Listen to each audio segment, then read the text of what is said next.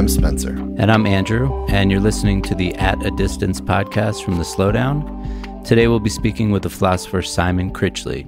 He's a professor at the New School who's written nearly 24 books on subjects ranging from humor to David Bowie, to soccer, to Shakespeare. Since 2010, he's moderated The Stone in the New York Times, where he's also writing many of these essays himself. Simon's most recent book, Tragedy, the Greeks and Us, uses ancient Greeks as a means to hold up a mirror to our own contemporary lives. Seems appropriate to speak to a philosopher right now. Let's get him on the line.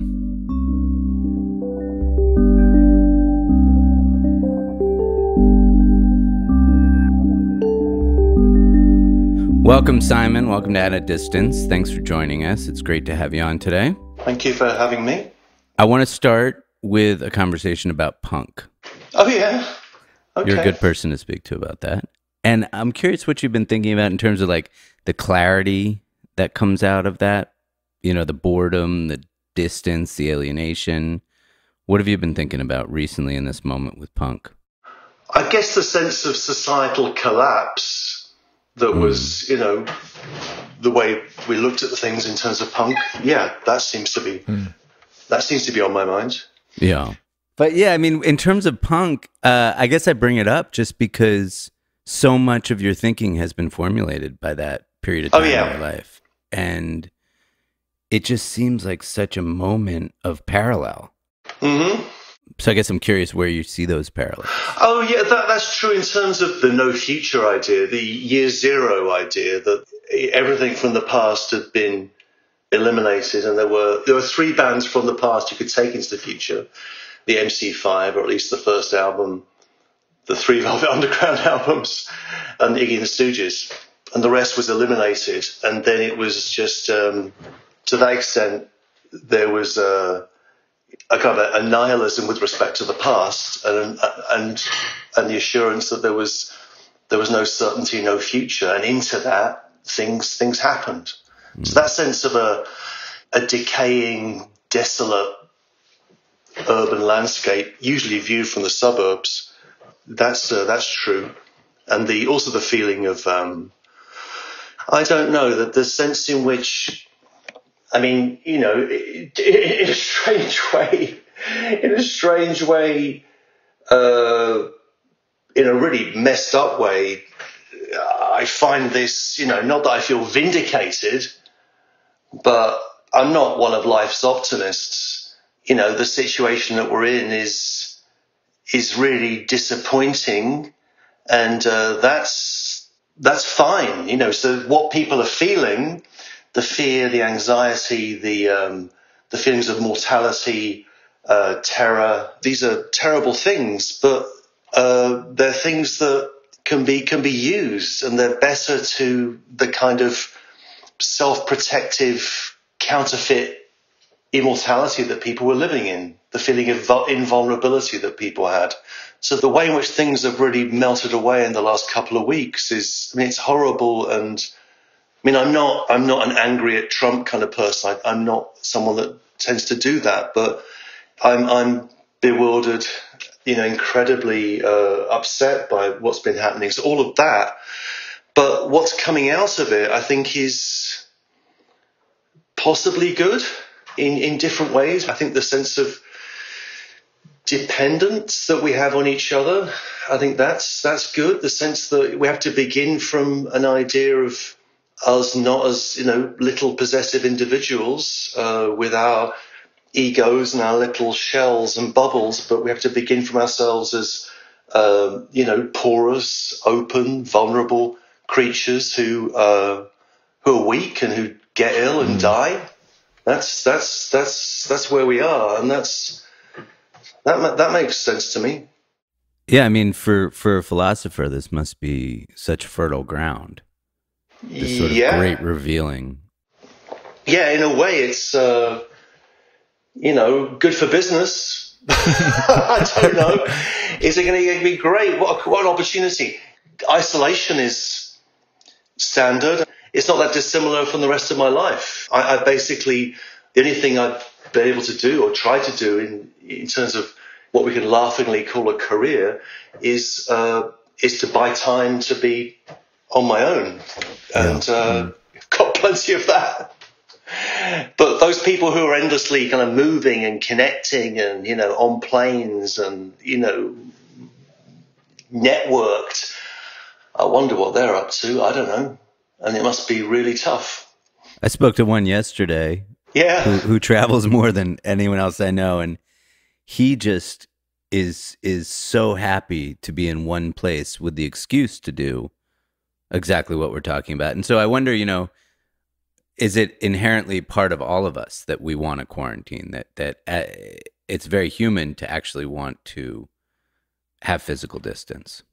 I don't think it's part of our nature, but I think it's a deep part of our traditions, and whether those are philosophical or religious. The other thing that I've been thinking about, you know, I've been reading different things, and it's been funny that other people have been reading the same things. I mean, about 2-3 weeks ago, I thought, Boccaccio, the Decameron, you know, stories told in a time of plague, that's the thing to read. And I had that thought, and then I mentioned it to someone, and they said, oh, my ex-boyfriend just said that to me. And then I was in a Japanese restaurant on the corner, which is still doing takeout. Thank God, otherwise I'd starve to death. And I was, Hibino a shout out for Hibino in Cobble Hill. And I was sitting behind this man who was with his family talking, and he mentioned Boccaccio. So everybody's talking about Boccaccio. So now I started to listen to Boccaccio, and I thought, no, this isn't working at all. Never really liked it anyway. Then I began to sort of drift, and then I found myself reading Pascal, the Pensées of Pascal, and then listening to an audio version of that. And there you've got a situation of, you know, religious isolation. And that's another aspect of this, that, I mean, many of our religious traditions are bound up with a feeling of, you know, anxiety, isolation, and it's in that condition that one can find something like faith. That's how it is for people like Augustine and others. So it's not just philosophical. It's, you know, there's a reflective moment here. So Andrew started this conversation on punk. I think since we're talking to a Bowie expert, we have to bring up David Bowie as well. Okay. Have you been listening to Bowie at all? And how does his music kind of resonate or have relevance in this current moment? Oh, complete relevance. I mean, it's there's a great mailing list I'm on with a website called Pushing Ahead of the Dame. And it's Bowie track by track, and it sporadically appears, but there was one the other day on a track that appeared, I think, a year after Bowie died, called No Plan. And that's worth listening to. It's also a New York song. It's a song that he wrote to be in the Lazarus musical. I think he wrote it for it was Sophie Ann Caruso that played that role. So he wrote it for a woman's voice, but recorded it himself. Bowie's work is a poetry of isolation and you know, of the divided self, and so we're all kind of there, and that was Bowie's New York as well. He hid away here. So I mean, I guess what I've been listening to, not for any structural plan, is that I've been listening to things which speak to me in a sense of isolation and loneliness, and Bowie's wonderful in that regard. I found myself this past week listening to "This Is Not America." Right. Yeah, that's good. Or "I'm Afraid of Americans," which is the flip side of that. I've also been. What I've been doing is doing a lot of really. I mean, watching a lot of stand up, and my favorite comedian, I just happen to have this by my desk, is this guy Stuart Lee. And Stuart Lee, I think he's a genius. And this thing, How I Escaped My Certain Fate, he talks about. So the other night I watched for maybe the 5th time The Aristocrats, which is a film that I love. And what Stuart Lee says about this is what you see in that film, which is about this very dirty joke, which I guess we all know, is that, you know, what you see in the telling of that joke is this is about the singer, not the song, right? So every great comic, you know, Carlin or whatever it might be, they will just improvise on this in this kind of Miles Davis way and go for a 10, 15 minute, or Gilbert Gottfried will go for 15 minutes, just riff on this and take it into deeper and deeper levels of obscenity, which would appear to be in bad taste. But actually, no. I mean, when we really go into a joke like that, what we're seeing is a kind of a way of playing with aesthetic form, and stand up at his best. And I think as Stuart Lee says, that the repeated obscenity is perhaps the only part of the transcendental. And I've been thinking that this week a lot. You know, that I find great solace in really tasteless comedy at the moment, which is not something I've not shared that with anybody, but there we are. Yeah, I mean, humor at times like this is so crucial. I remember being a kid and meeting a Holocaust survivor and asking, did you guys ever laugh when you were right? kids? And they said, sure. We told jokes. That's how we got through it. Mm-hmm. There can be great humor in tragedy. You know, it's funny because I guess about a month ago, finished reading your book on Greek tragedy. And one of the next things I wanted to talk to you about, which I find so relevant, is, and I wanted to share with people, is kind of your definite, what is tragedy about? You know, okay. and what is that Greek concept of tragedy teach us about today? Mm-hmm. Well, let's do a little bit more on humor because it might help people. Yeah, okay. We can get to tragedy later. There's plenty. Yeah, I think that I don't know, but a lot of the memes that are circulating are actually quite interesting. I mean, there's a kind of disconnection between the official language and, you know, New York Times updates and all the rest, and pronouncements from press conferences and all that. It's very serious and important. Mm-hmm. And then there's this kind of underground circulation of memes where people are letting off steam. I think this is quite interesting, and there's a lot of imagination going into that. Humor is about the outsider position always. It's about connection and laughing with and all of that, but it's about taking a position as an outsider, a pariah, somebody who you know, society would basically like to do away with. And that's very important, particularly faced with the kind of humorlessness of the situation. So tragedy? Tragedy. Well, to stay on humor really quick, maybe we'll never get off humor, but to stay on humor really quick. Yeah, let's stay with humor. I don't know if you saw the Vanessa Hudgens. She was quite seriously on her Instagram talking about, you know, well, it's inevitable. I mean, people are going to die. But there was this whole meme that started where people were taking the script of what she had said and writing songs underneath it, reperforming it. There's this line of humor that's sort of looking at the situation and trying to just create a mirror by showing it to us in a different aesthetic form that I think has actually been amazing. Because so much about this moment is about showing us who we are, the great revealing. Mm-hmm. And laughing at ourselves. Yeah.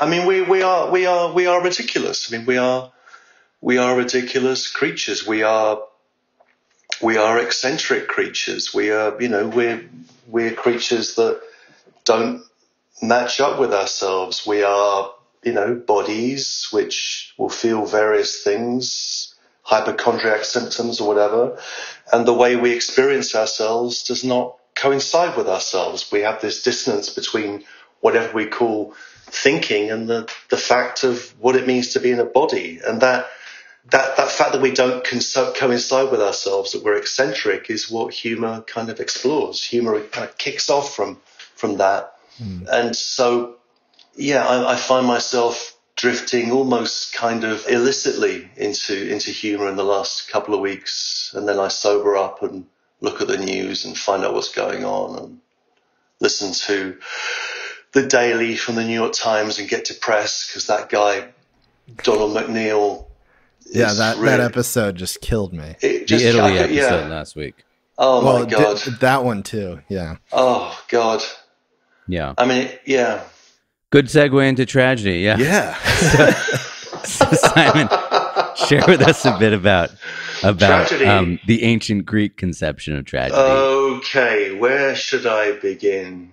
One place to begin would be, I mean, the best known tragedy is Oedipus the king, which in Greek is Oedipus tyrannos, Oedipus tyrant. And that play begins with plague. The city is in a situation of plague. And funnily enough, the city of Athens, where the play was performed in 429 or 428 BC, was also in plague because the city was at war and the citizens had been taken from the countryside into the city. The city become overpopulated, too much density. The water had become polluted. People were dying, in particular kids were dying. So here we got a situation where the play directly mirrors what's happening socially. And the citizens go to Oedipus and say, there's plague, people are dying, it's really bad. And Oedipus says, oh, okay, I'm good at riddles, I'll sort this out, leave it with me. And then the play, we follow Oedipus slowly, being dragged to the conclusion that he is the source of the plague in the city.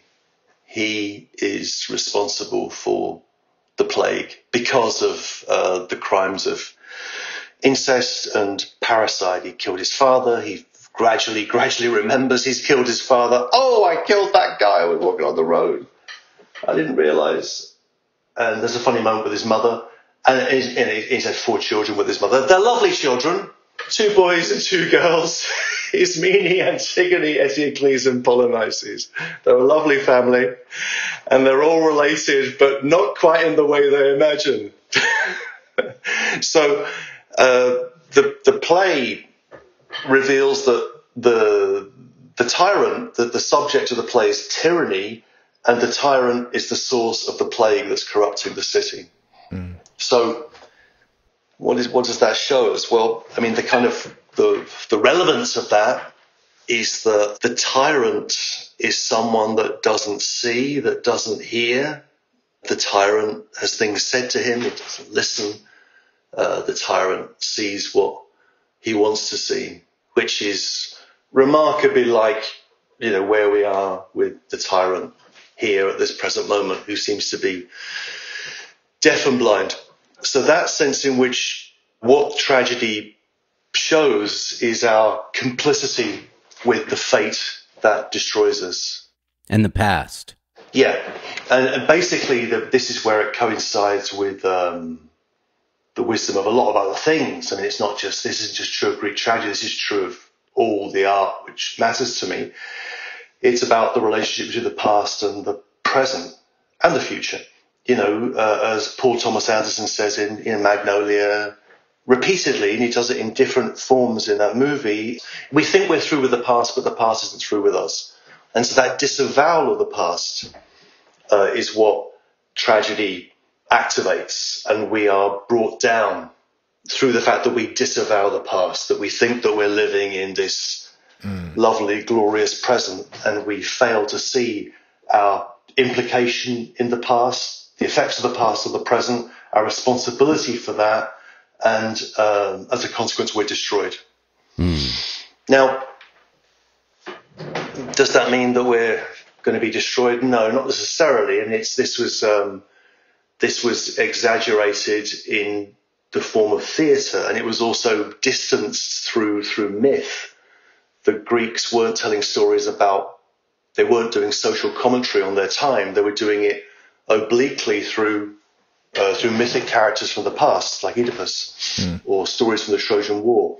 So that distance is also what enables a certain, this is the title of the threat, at a distance. This distance is able to generate a kind of intimacy and proximity with where we are. Yeah. In this present moment that we're in. Yeah. How are you thinking about time? I mean, especially in relationship to seasonality, just thinking about the fact that we're in spring, and spring is always kind of seen as this moment of rebirth, but we're all kind of recoiling. We're all hibernating almost. We're all stuck inside. Right. So like with everybody stuck inside, it's almost like we've forgotten about time. We've forgotten about the seasons. Right. It seems awful that it's spring, doesn't it? It seems that the blossoms on the trees, certainly around here in Brooklyn, seem offensive. They shouldn't be there. They should be deep winter. Right? And Trump even used spring as sort of a metaphor. He said, we're going to be raring to go by Easter. Right, yeah. He loves Easter, doesn't he? Mm. Being such a good Christian, loves that resurrection stuff. Just doesn't want the crucifixion and the passion of Christ that precedes it. That's the thing. I mean, before resurrection, there has to come death. That's the thing.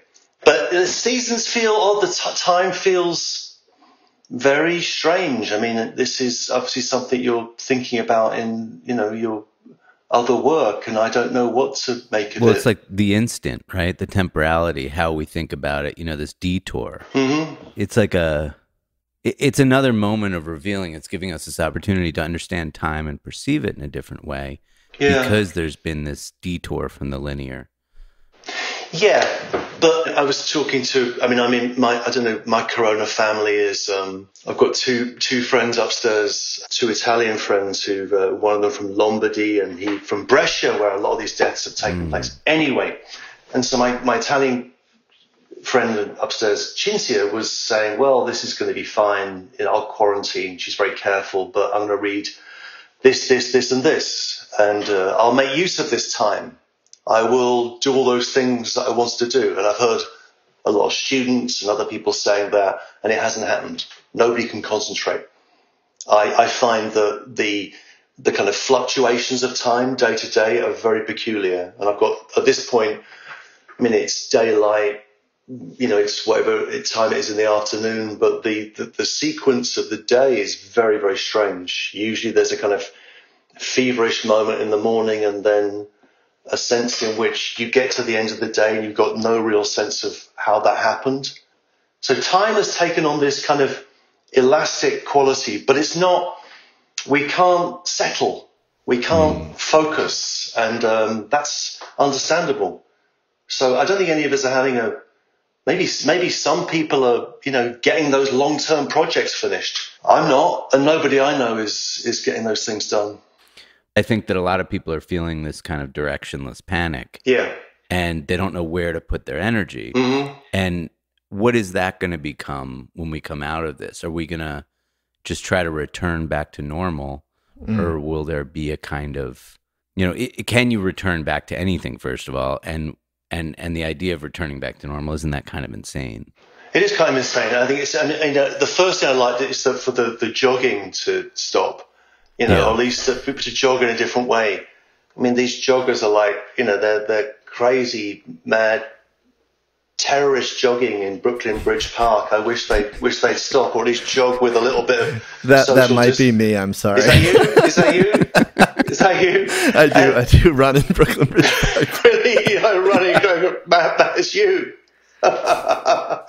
With your droplets. Well, Spencer, please stop. Please stop with it. No, it's and I think the connection between normal life. I want to come back to that, and I don't want to forget that, because that's the key thing. Firstly, the connection with the city, I think, is I've been here for 16 years. I have my own private fantasy about New York. My family's from Liverpool, and for me, being here has always been, there's a remark that John Lennon made, which he said that on a certain time of the day, under a certain light, New York reminds me of Liverpool. And so I've always had that. This has always been a place that I've thought of as home, although I'm not actually from here. So the feeling of the city, I think, is palpable at the moment, and the feeling of the city being the sense of, feeling of responsibility for what's going on here, and also the powerlessness that goes with that. And thank God for Cuomo at the moment, who seems to be giving voice to something, which is important. So that feeling of one's connection to the city, that's deep.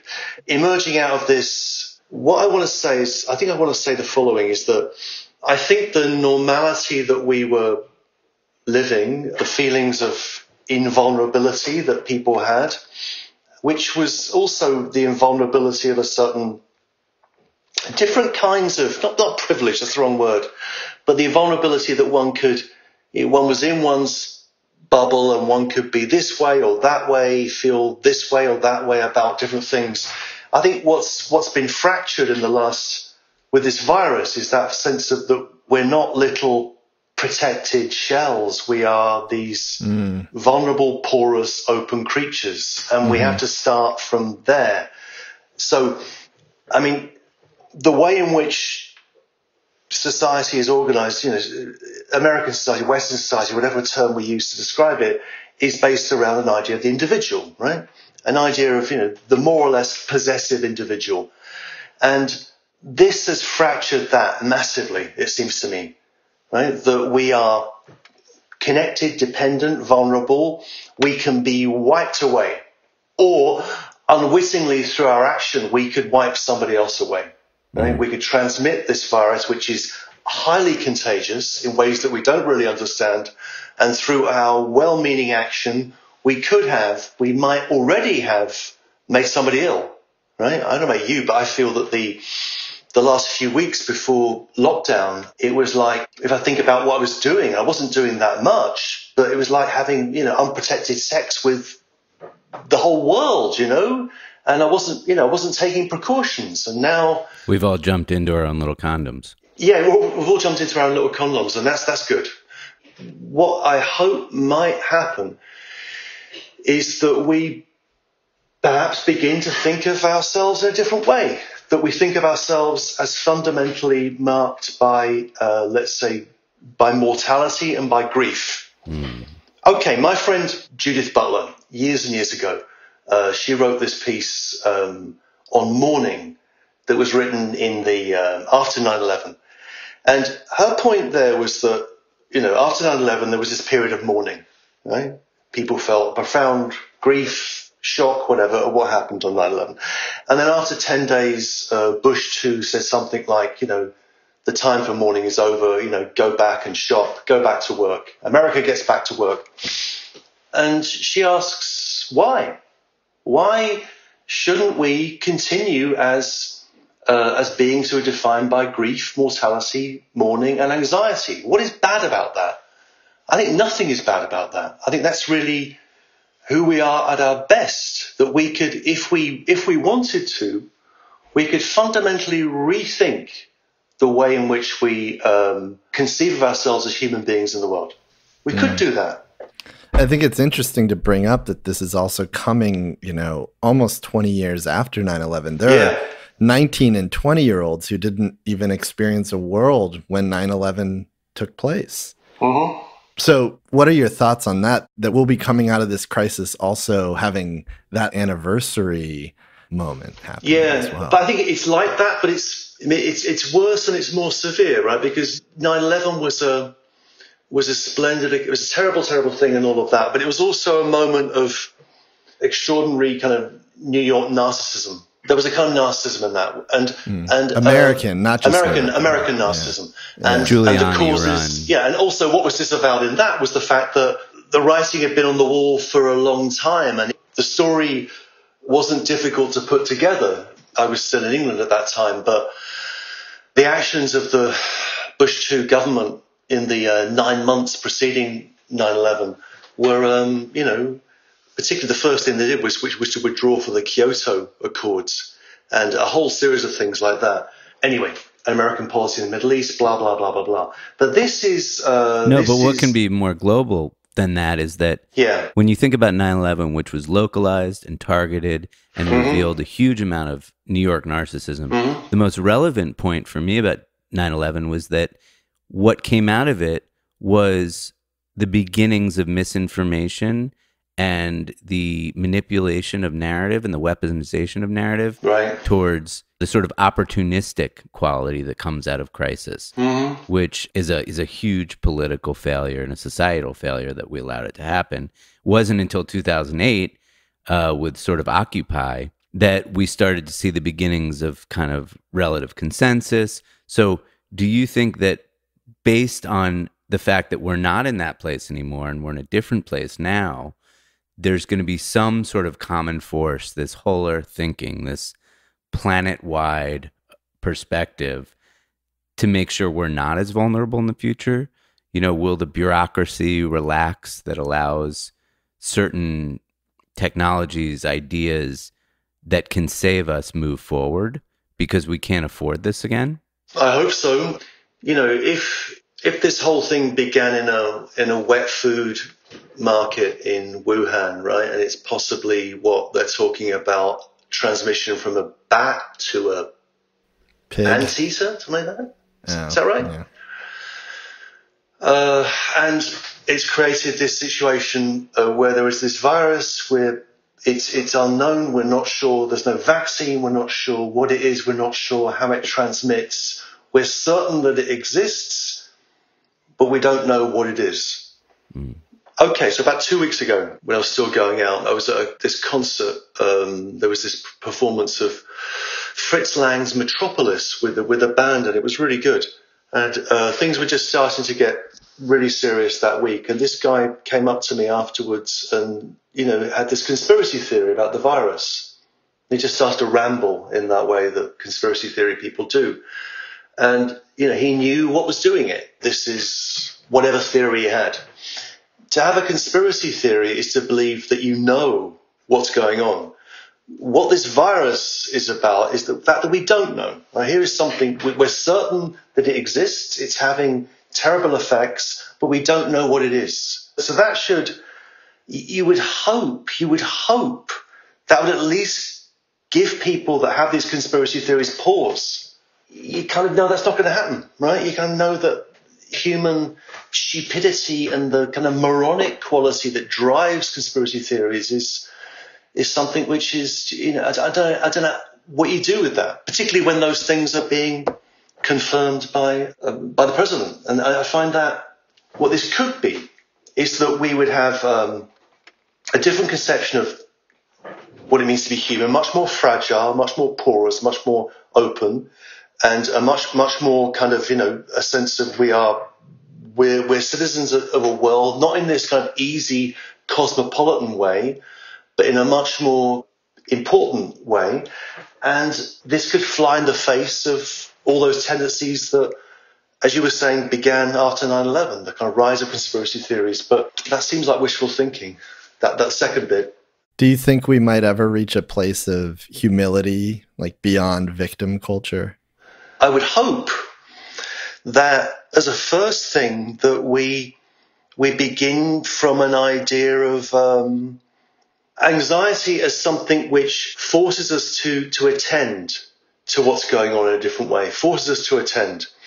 And what's beneath that anxiety, what's quivering through that anxiety is our mortality, is our fragility, is our being towards death.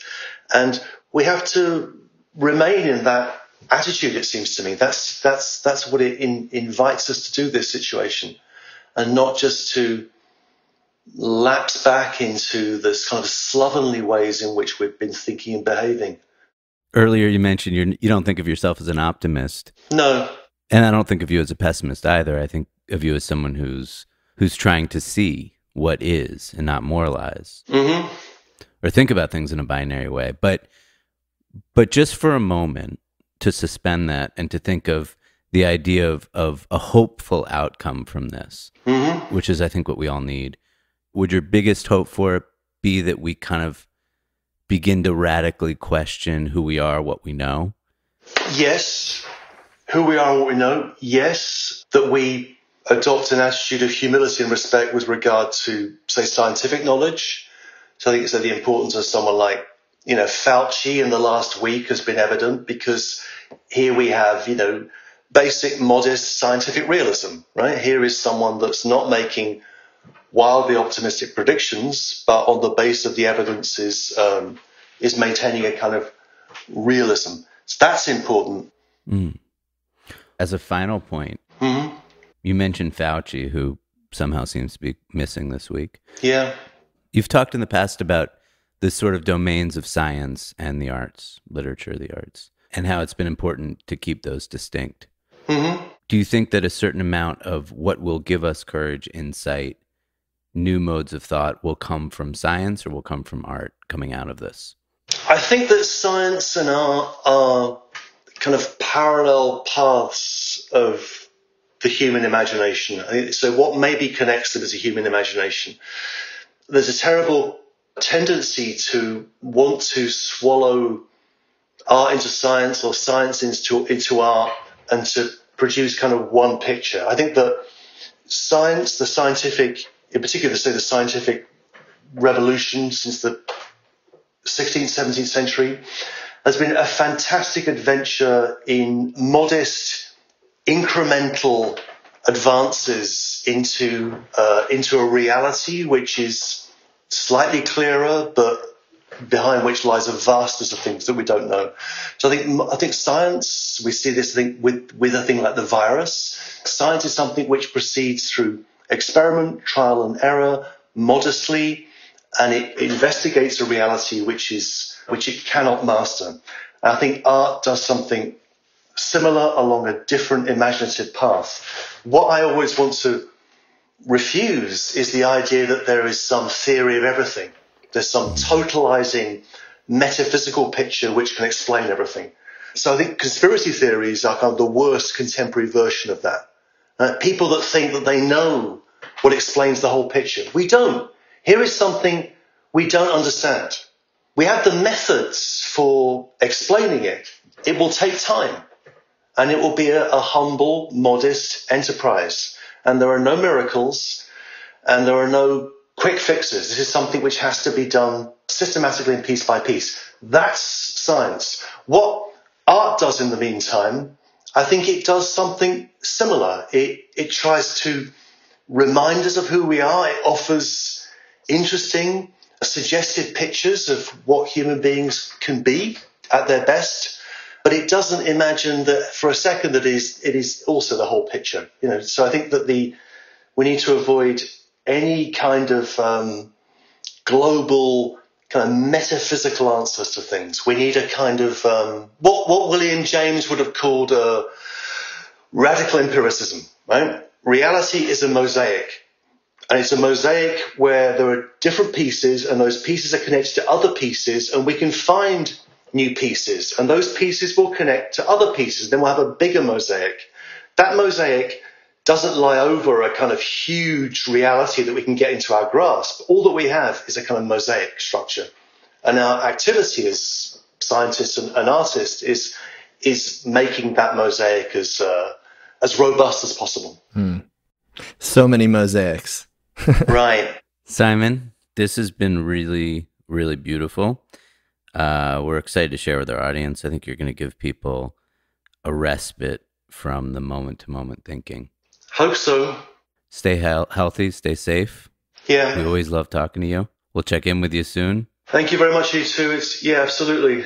Be well. Thanks, Simon. You too. Thank you, Spencer. Thank you, Andrew. See you soon. Bye-bye. See you. Bye. Bye now. Bye. Thanks for listening. To hear more episodes of At a Distance, you can find us on Apple Podcasts, Google Podcasts, Spotify, or Stitcher. You can follow us on Instagram at slowdown.tv. To sign up for our weekly newsletter exploring the five senses, head to our website at www.slowdown.tv.